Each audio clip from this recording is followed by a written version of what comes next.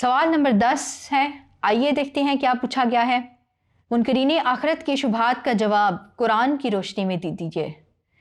یہاں پر آپ سے منکرین آخرت کے شبہات کا جواب پوچھا گیا ہے، لیکن آپ کو چاہیے کہ آپ سب سے پہلے منکرین آخرت کے شبہات کو بھی بیان کر دیجئے، کیونکہ جب آپ شبہات بیان کریں گے تو ان کے جوابات بھی آپ کو بآسانی یاد آ جائیں گے۔ تو یہاں پر آپ کو چاہیے کہ آپ شبہات کو بھی تحریر کریں۔ آپ سب سے پہلے لکھیں گے منکرین آخرت کے شبہات اور ان کا قرآنی جواب، اس کو ہیڈنگ بنائیں گے۔ پھر سب سے پہلے سب ہیڈنگ دیں گے منکرین آخرت کے شبہات۔ ان شبہات کو آپ نکات کی صورت میں لکھیں گے۔